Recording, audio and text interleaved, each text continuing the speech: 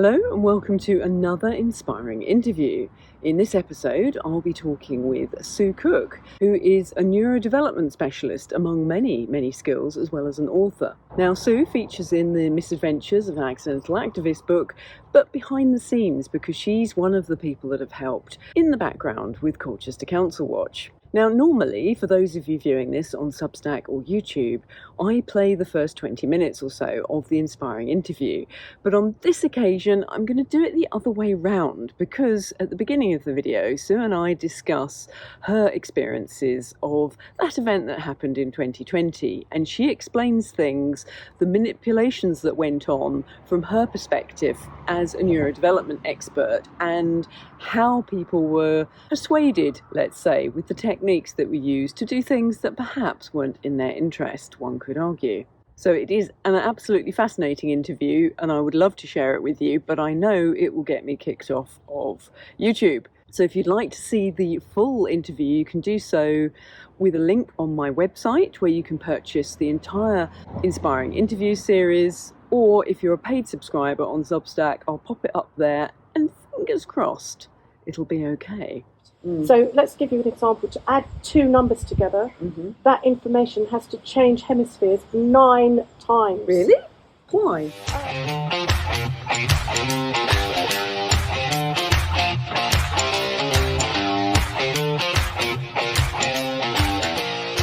Yeah. You've been busy, you've been writing books, so can you tell us about some of the books you've written? Okay, so let's begin with the oldest. So the oldest is probably Nutrition for Special Needs. And Nutrition for Special Needs is really the story of my dad's food intolerances, because my dad had ADHD and they tend to have food intolerances, and my mum worked it all out in the 70s. Oh, wow. And this is because I always found myself saying the same thing to all my patients. Right. So I thought, well, if I write it up, and I wrote it up with my friend Karen, who's a nutritionist, so that it was all proper. Spot on. So that was that. And then I also wrote Maximise Your Child's Potential. This is a series of lectures and essays that I've given, plus articles on handedness and intelligence, because I'm a left-hander and we have... Ambidextrous, what does that mean? Oh, I'll tell you later. Oh, okay. Yeah. There's loads of stuff in there, which is just lovely notes. So I'm well lateralized. So I'm left-handed, left-footed, left-eared, and left-eyed. I'm left eye dominant, but right-handed. Oh, okay. And what feet are you? So pick your feet down flat on the floor. Okay. So if you're going to go and kick a football, which foot are you going to use? That's the right one. Okay. Yeah. And if you're going to hand you a telephone, which Left. Okay. So you would go to your left ear. Yeah. Yeah. Okay. So you I are can write. Yeah. But this is the problem with right-handers.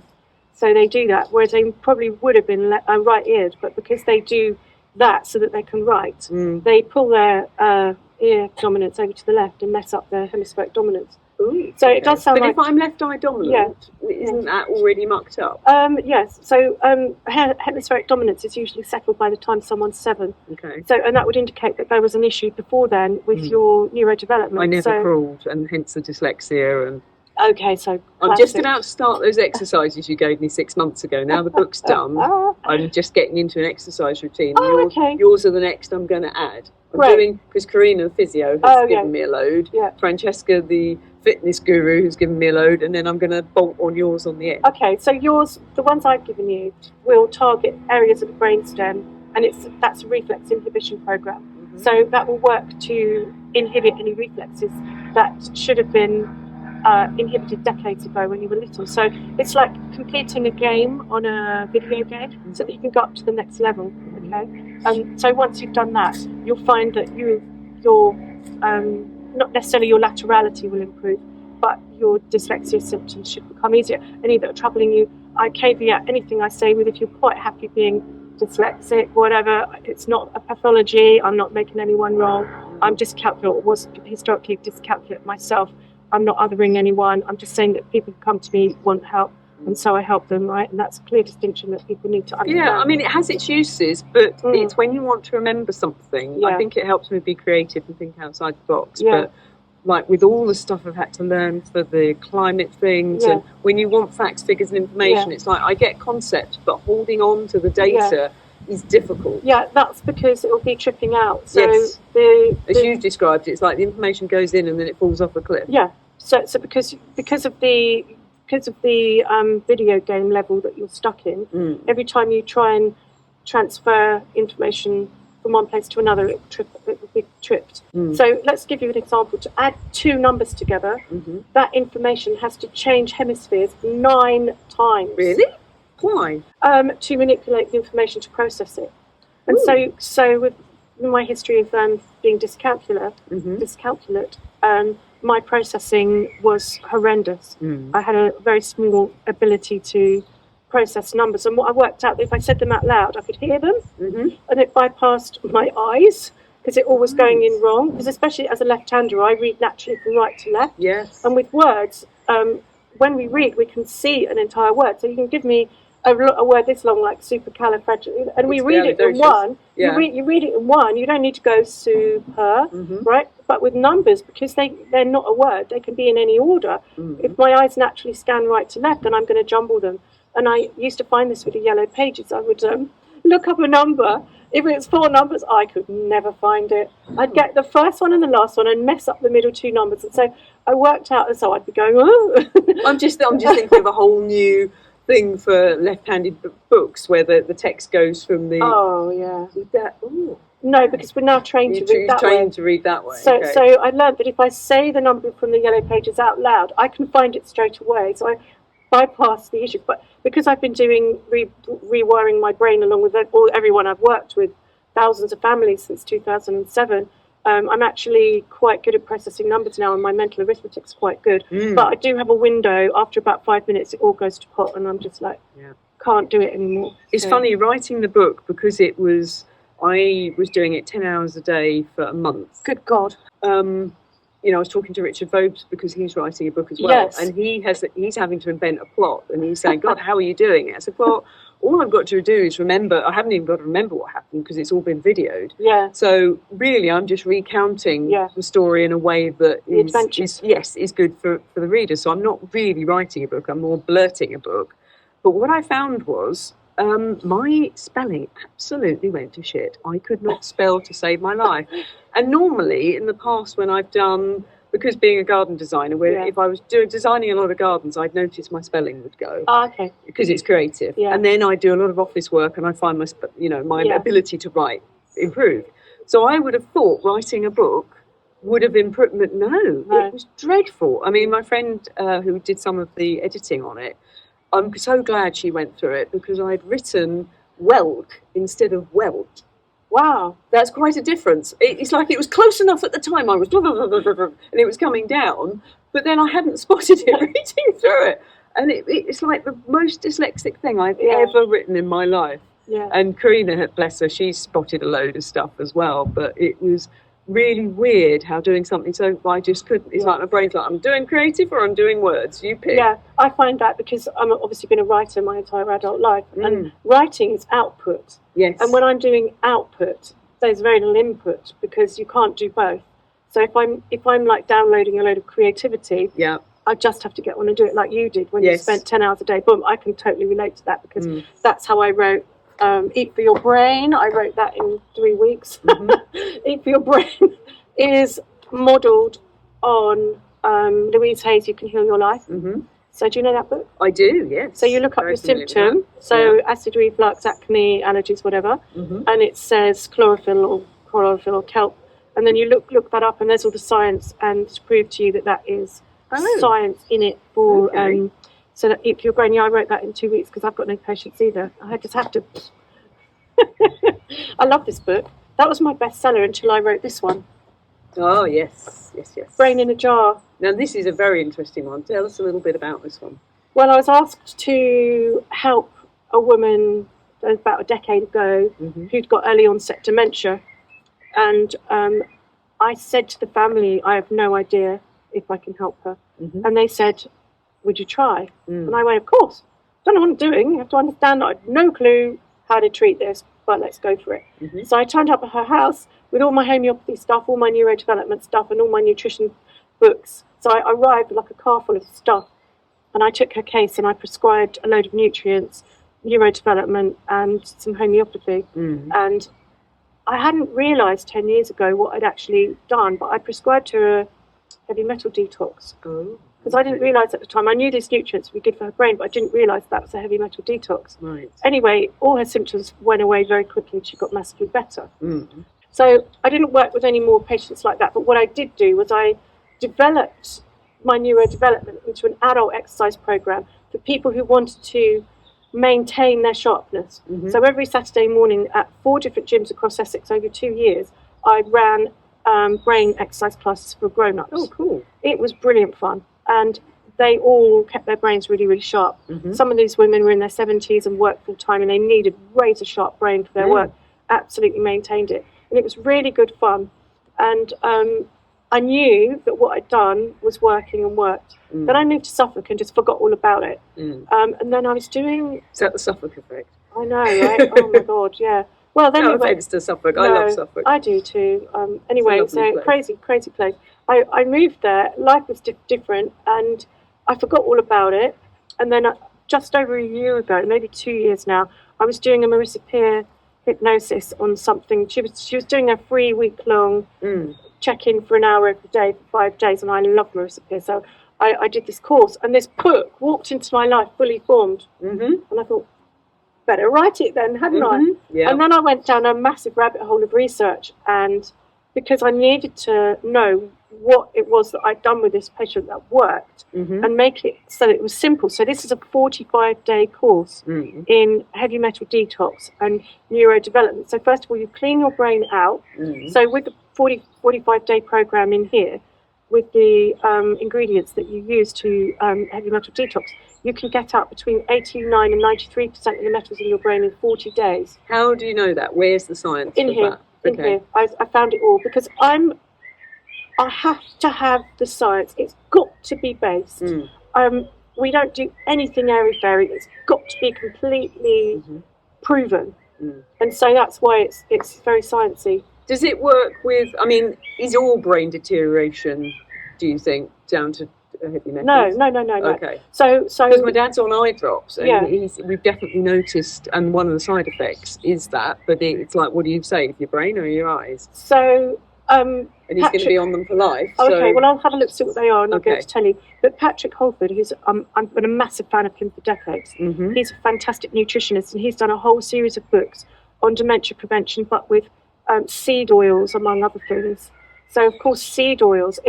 So he stated that in countries where they don't use seed oils, so like the Inuit, where they live on fish. Blubber and So omega-3 is very, very high in their diet. And then certain other nations around the globe, they don't have dementia, and they have a specific diet. But when they go for a Western diet, all of these symptoms check in. So I've tried to get seed oil out of their diet, but it's tricky, really because hard. if you get a single ready meal, it's in it. Yeah. I mean, we were in Waitrose, and I found some Yorkshire puddings because we were all too lazy to make them. Yeah. And it said tallow, and I thought, hallelujah, because all the others have got palm oil and rapeseed oil. Yeah.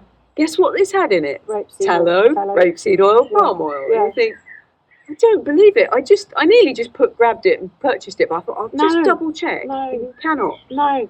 You cannot. No, I know, and I totally get it, and I totally agree. And it's so.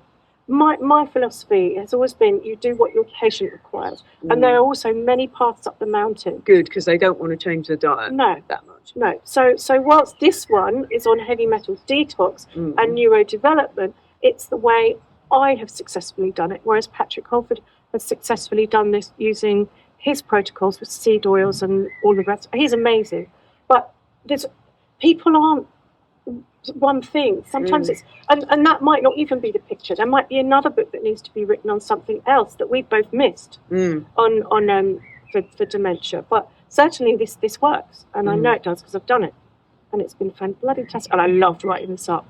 So I love Brain in a Jar. So why have you called it Brain in a Jar? Because you're taking pills, or what's the reason behind the name? I think that one was Eat for Your Brain. Okay. I don't know. I think it's something to do with my mad sense of humour, really. Okay. Because I don't know, really. It just when I did the Marissa Peer hypnotherapy week, that's what it was called. Okay, fair enough. It was called Brain in a Jar. Okay. So you didn't question it? No. That's just Brain in a Jar. It's a great title. Thank you.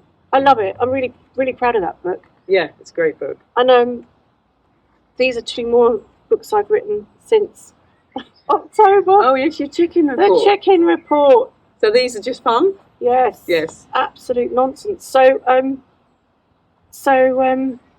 my partner, I don't know if you know that book, The Languages of Love.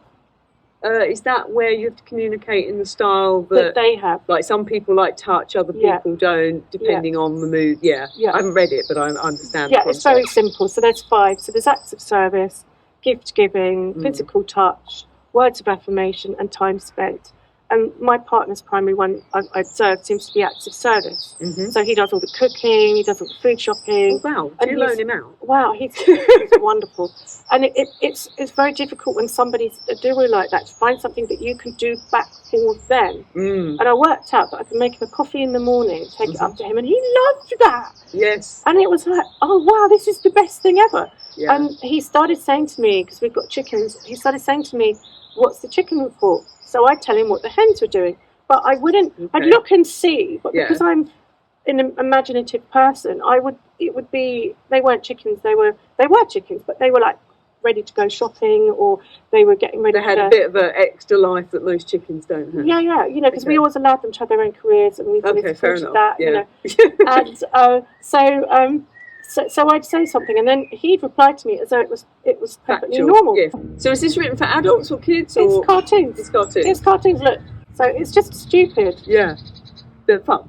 Yeah, it's just your fun. So it's just my version of comedy. I mean, I don't know what anyone else's version of comedy is. But not that. No, probably not. This is Brittany. So Brittany's one of our hens, and Brittany loves being an emotional support chicken, and sometimes wears a lanyard.